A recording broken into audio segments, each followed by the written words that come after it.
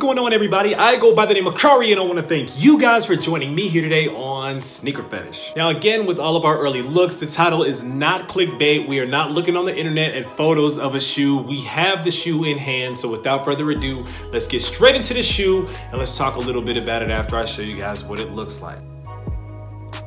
Boom.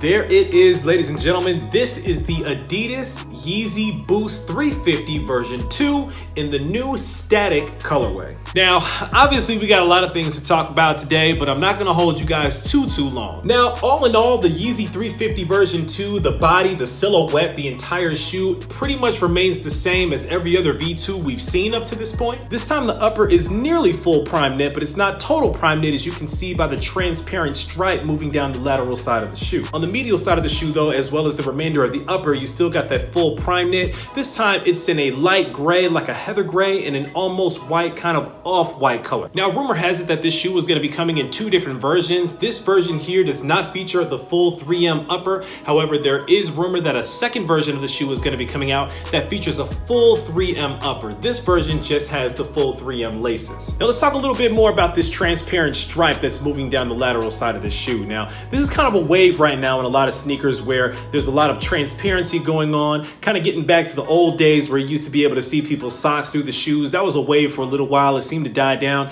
Now it seems like in 2018 it's been coming back with certain shoes like the Nike React Element 87s and some other sneakers that have come out since then. Personally, I like the transparent stripe a whole lot. There's a lot of ideas that I have for this. I actually thought about matching it up maybe with some Huron Preston, a little bit of orange in there, something different to kind of set it off. The insole of the shoe kind of has an eggshell, kind of off-white cream colored insole with that black Adidas Yeezy branding on the heel. On the back of the shoe, you have that same cream colored pull tab. And on the bottom of the shoe, you have that nice cream colored outsole with the Boost right there on the heel, right below the actual Boost unit.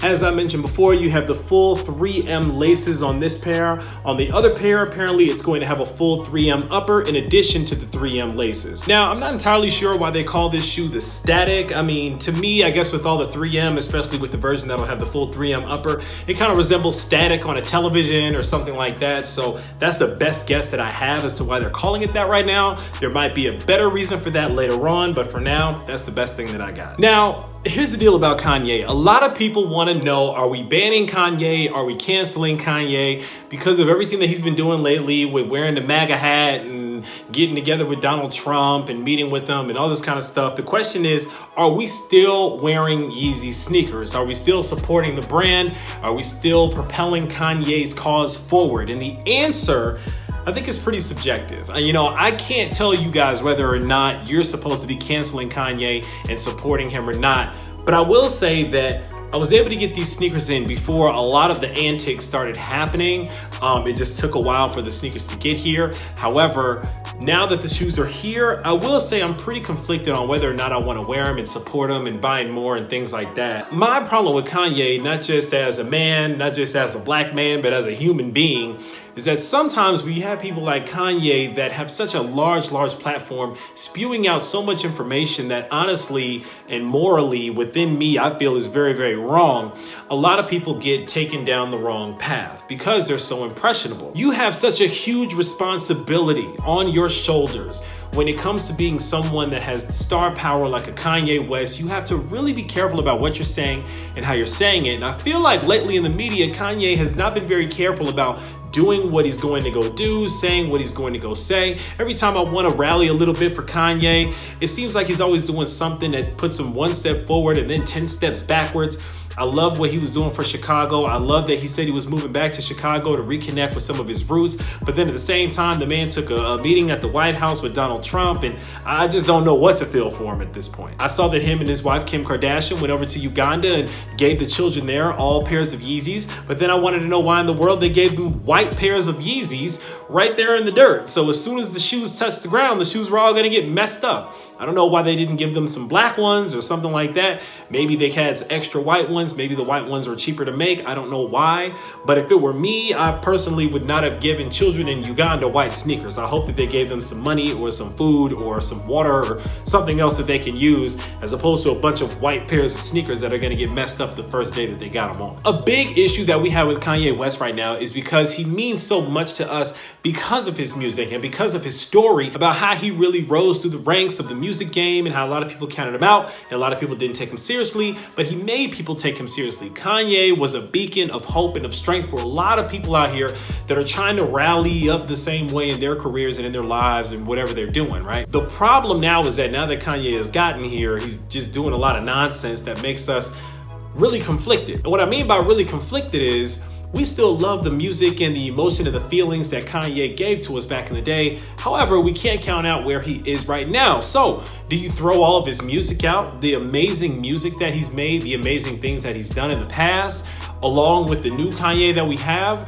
Or do we still support college dropout Kanye and graduation and late registration and all those other forms of Kanye that we've come to know and love, and whose music honestly has helped us through a lot of our tough times as well? And because of that, I feel like this is kind of like a relationship that's going down fast. This is kind of like you keep giving somebody a second chance and a third chance and a fourth chance, and they keep messing up on you. And there comes a point where you have to cut the tie. So the question is, are we ready to cut the tie yet or not? And honestly, when it comes to me, I feel like it might be time to cut the tie. My Yeezy buying days may be coming to an end, but I will not lie and say that this shoe is not nice. It's a very nice shoe. Very well executed sneaker. Matter of fact, we didn't even do the UV light test. Let's take a look at that. Here you can see that the UV actually is going to light up along the entire upper of the shoe. Sometimes on Yeezys, only certain parts of the upper of the sneaker light up, only certain threading on the sneaker lights up. On certain pairs, only the threading around the pull tab would light up, but the rest of the shoe would not. But on this particular pair, it looks like the entire upper is going to glow under a UV light. So for all of you legit checkers out there and people that want to know exactly what's going on underneath the black light of this sneaker, that is what we have. The entire upper of the shoe should glow underneath a UV light. All in all, I'll say this. I've never been the type to throw the baby out with the bathwater, and I don't intend to do so with Kanye as well. College Dropout and some of his better albums, in my opinion, are still on my phone, and I'm still streaming them and listening to him today because I feel like his music is really amazing, and sometimes it's hard to separate the person from the music. I still watch The Cosby Show, even though Bill Cosby has done all the things that he's been doing in his life.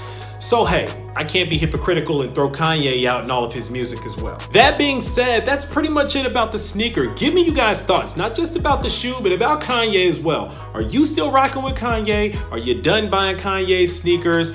What is your take on Kanye's situation right now? Him wearing his Make America Great Again hat, meeting up with Donald Trump and everything else that he's doing. Do you think he's out of his mind? Do you think slavery was a choice?